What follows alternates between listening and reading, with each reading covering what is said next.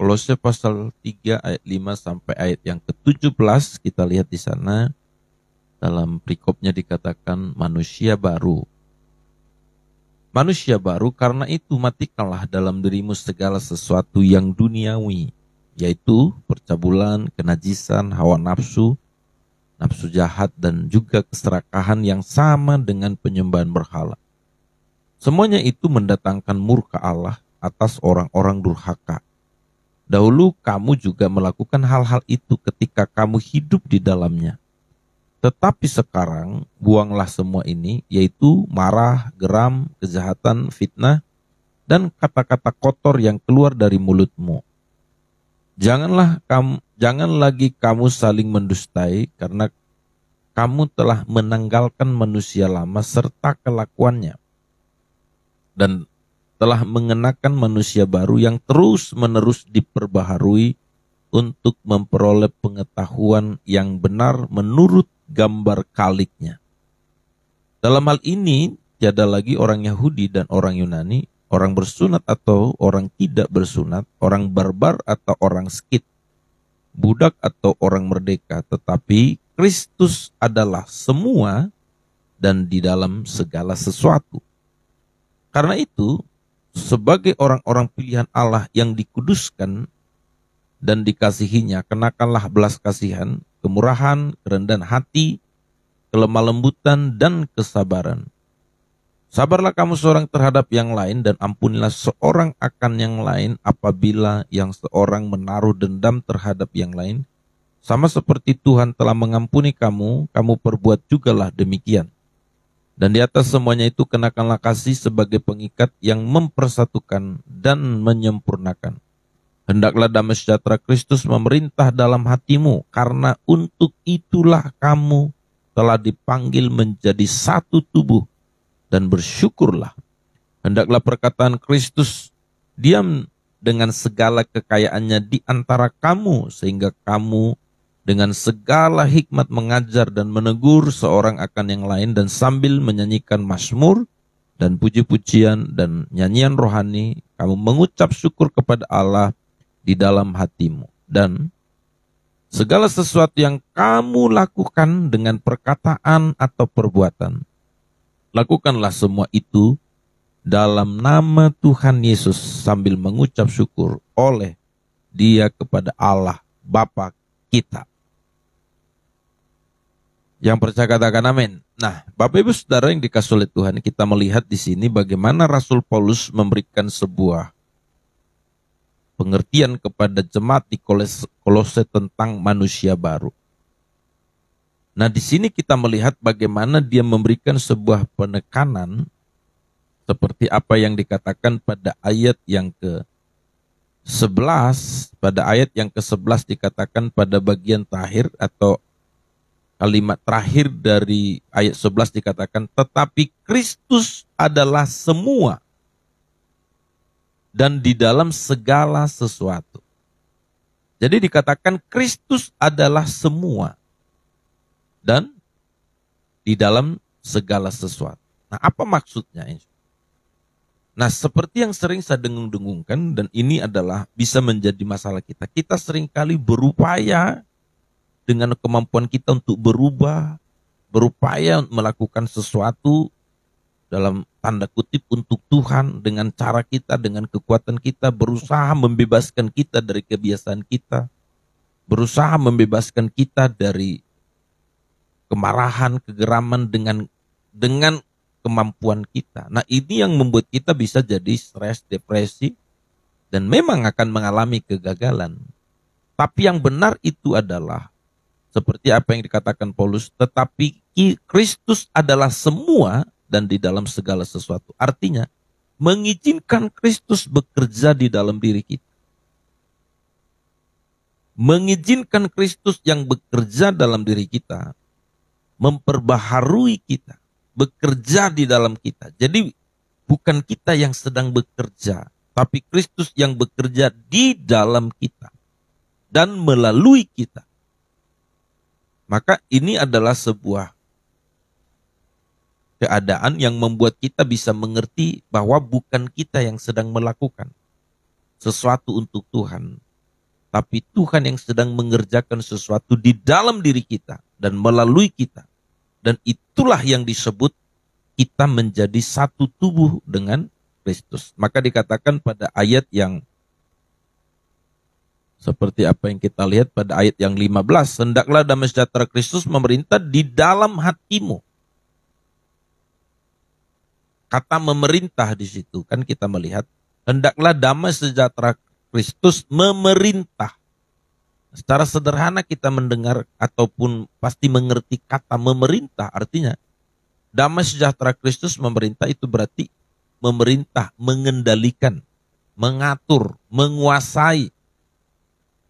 Apalagi Bapak Ibu Saudara, kalau bicara tentang memerintah kan gitu ya, berarti kita dibawa kendalinya, dibawa otoritasnya, dibawa pengaruhnya. Nah itu yang seperti itulah yang saudaraku dikasih oleh Tuhan yang harus kita alami. Maka dikatakan ayat 15, hendaklah damai sejahtera Kristus memerintah dalam hatimu, karena untuk itulah kamu telah dipanggil menjadi satu tubuh. Menjadi satu tubuh. Berarti bukan kita seperti melakukan sesuatu di luar Kristus untuk Kristus. Tapi yang benar itu adalah bagaimana kita bersatu oleh karena Kristus yang berkenan ada di dalam hidup kita, menguasai kita, mengendalikan kita, memerintah kita. Dan itulah yang memampukan kita untuk menanggalkan setiap kelemahan kita.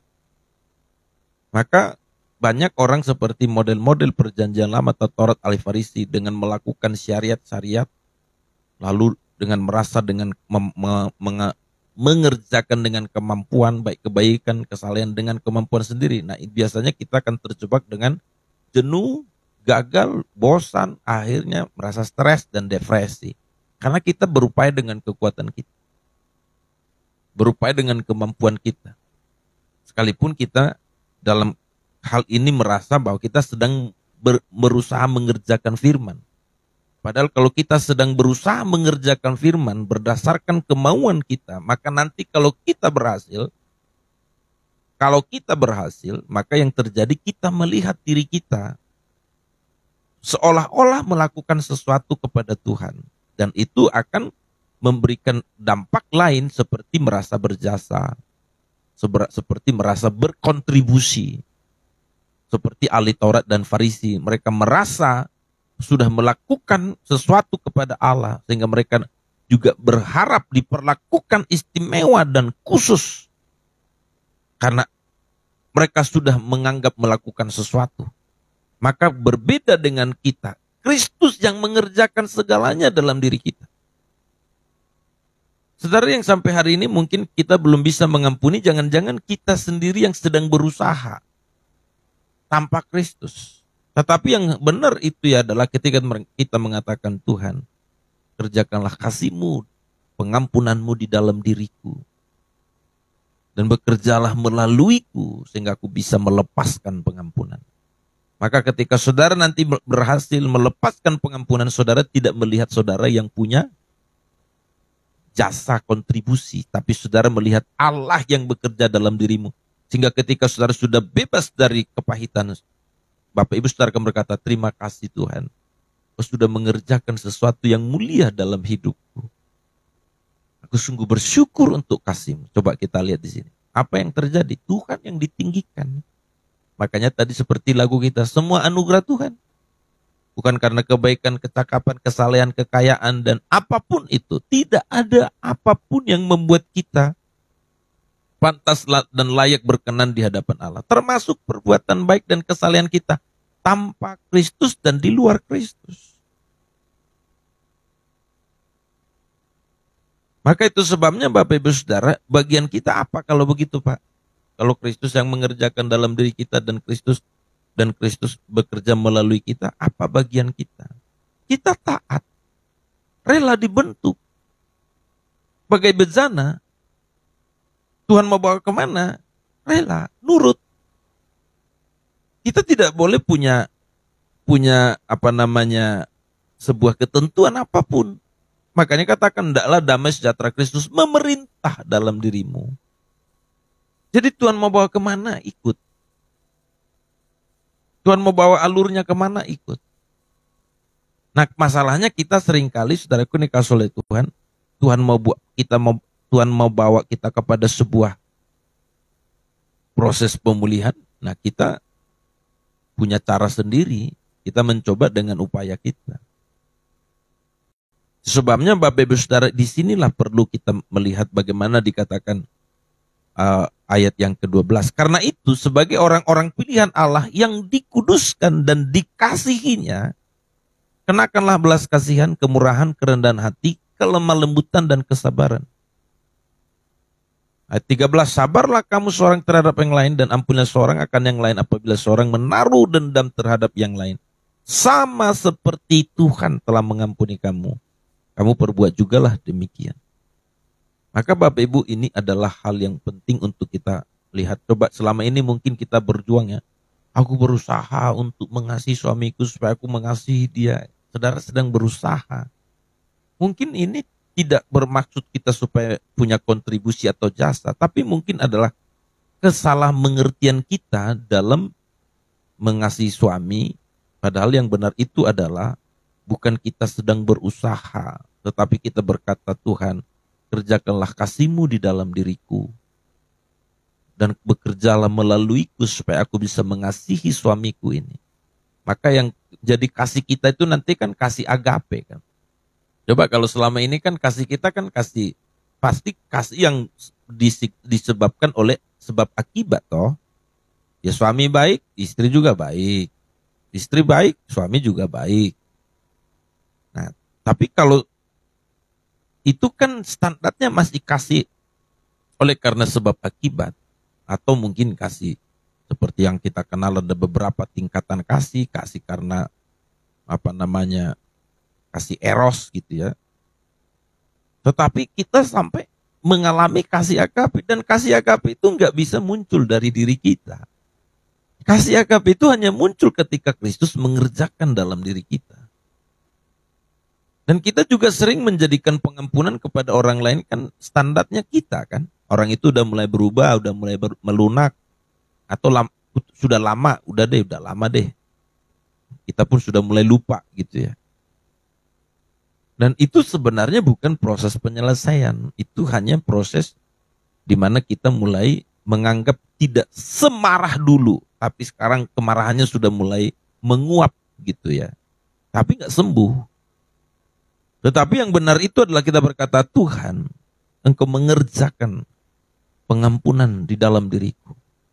Engkau mengerjakan kasih-Mu dalam diriku. Dan bekerjalah melalui aku. Supaya aku karena karya dan pekerjaan-Mu dan kuasa-Mu mengampuni orang itu.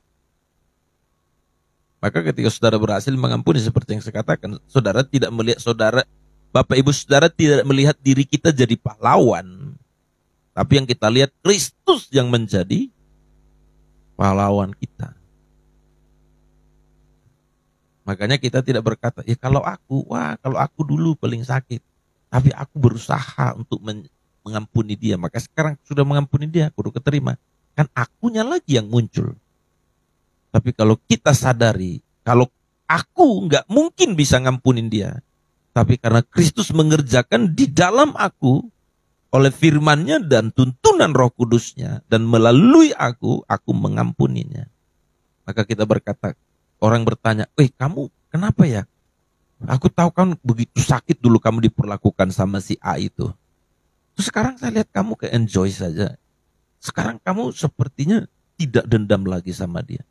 Kamu hebat ya, bagaimana kamu bisa melakukan? Maka dengan jujur dan tanpa munafik kita berkata, bukan aku yang mengerjakan. Kristus yang mengerjakan di dalam diriku melalui firman-Nya dan tuntunan Roh Kudus. Masa iya? Iya, aku tidak mampu kalau saya yang melakukan nggak mungkin sama seperti kamu yang kamu katakan. Kalau aku nggak mungkin, nggak sanggup. Iya, kita punya kelas sama.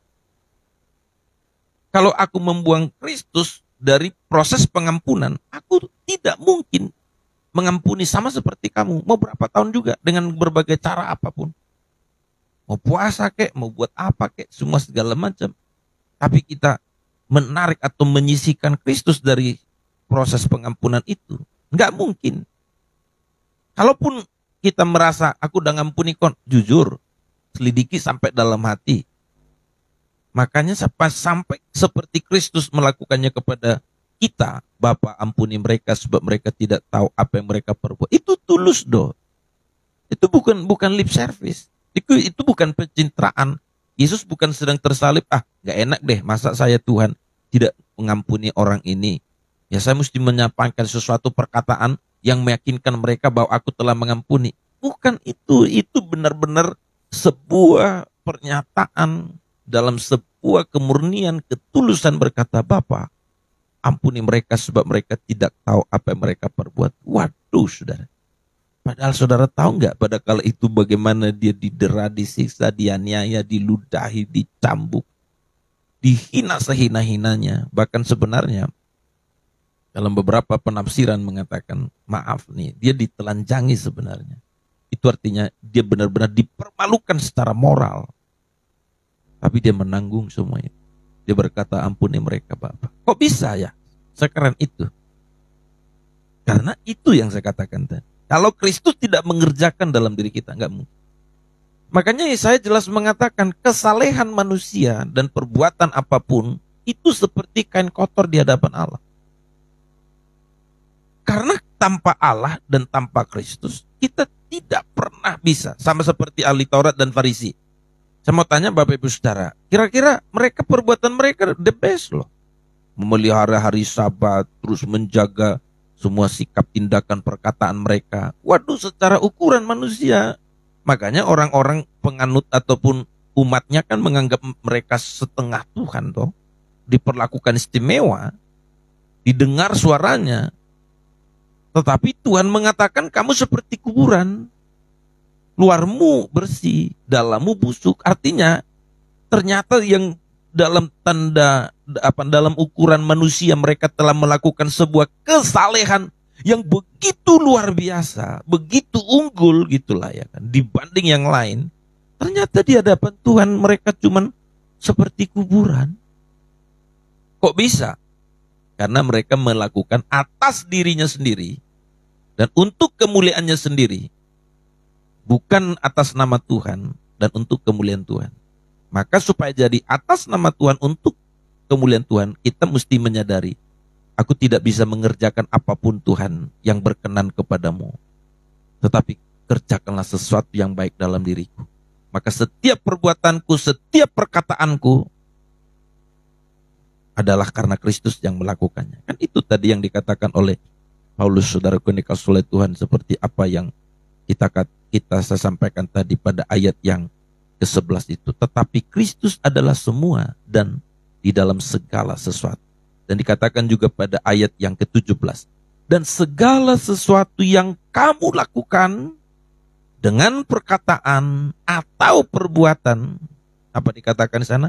Lakukanlah semua itu dalam nama Tuhan Yesus. Bukan cuma menyebutkan gini. Nah ini kan ada kadang-kadang pemahaman yang dangkal begini. Oh dalam nama Tuhan Yesus. Oh dalam nama Tuhan Yesus. Nah aku berikan sumbangan kepadamu. Dalam nama Tuhan Yesus aku beribadah. Lah itu bukan pernyataan ucapan saja. Tapi dalam nama Tuhan Yesus. Dalam itu maksudnya kan. Dalam. Kalau saudara kan ngerti di dalam itu. Dalam nama Tuhan Yesus. Kalau kita di dalam rumah yang kelihatan apa? Kitanya atau rumahnya? Kan rumahnya yang kelihatan. Kalau ada sesuatu di dalam plastik, yang di dalam kelihatan enggak? Tidak, yang kelihatan plastiknya. Kalau kita di dalam nama Tuhan Yesus, berarti kita di dalam nama Tuhan Yesus, yang kelihatan mana? Tuhan Yesus. Amin, saudara. Tapi selama ini kan yang kelihatan kita. Dan memang aku melakukan karena firman. Yes, kamu melakukan firman, tapi kamu melakukan atas nama dirimu. Maka kita sering merasa yang berjasa. Nah, saudara, ini perlu kerendahan hati. Sebabnya dikatakan tadi, rendahkanlah dirimu di bawah tangan Allah yang kuat, supaya semua pengakuan kita, perbuatan dan kelakuan kita akan berkenan kepada Allah. Jadi kalau Bapak Ibu Saudara sampai hari ini tetap masih berusaha dengan cara sendiri, memang mungkin baik, niat kita baik. Niat kita baik, tapi nggak mungkin, nggak bisa. Sebab tidak ada sesuatu pun yang bisa kita lakukan atas nama diri dan kemampuan kita yang menjadi berkenan kepada Allah. Sebab kita ini telah rusak, kata Alkitab. Artinya kualitas kemampuan kita menjangkau Allah itu sudah tidak connect lagi. Tulalit sudah. Karena tulalit Kristus yang membereskannya.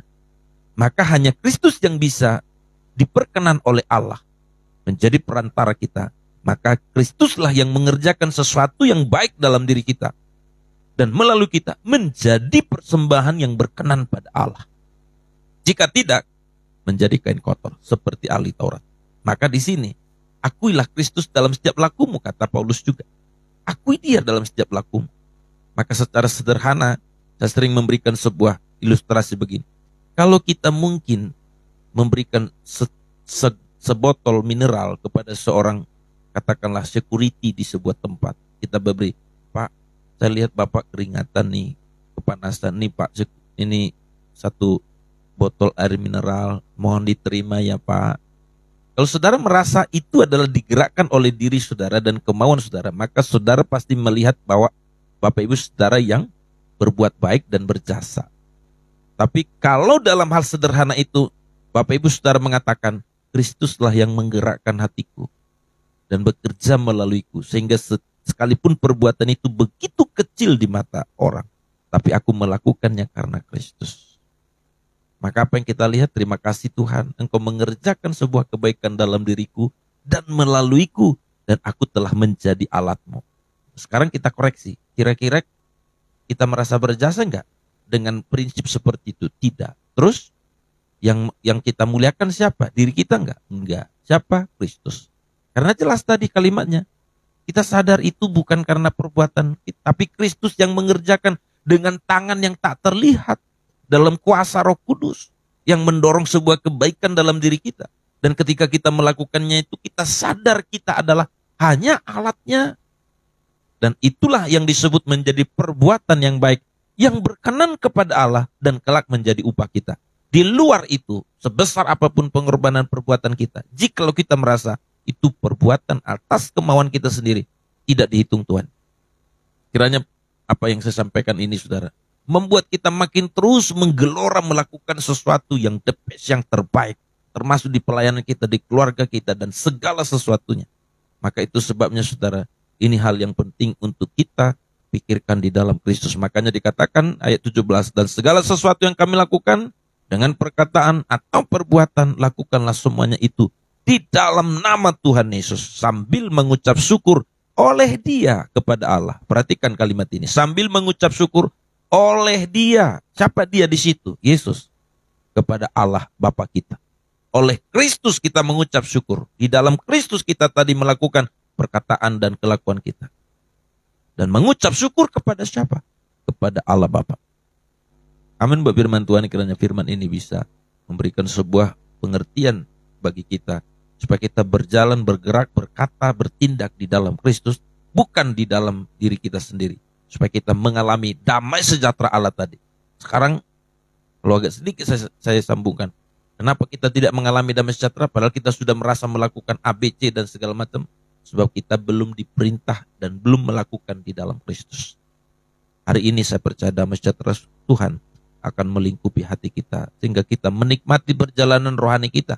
Tidak dalam stres dan depresi, tapi kita benar-benar mengalami secara natural ada sebuah kasih yang mengalir dalam diri kita.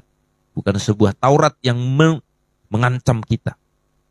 Bukan sebuah intimidasi yang selalu menuduh kita, tapi sebuah kasih karunia yang mengalir terus, membuat kita terus dalam sebuah sukacita surgawi.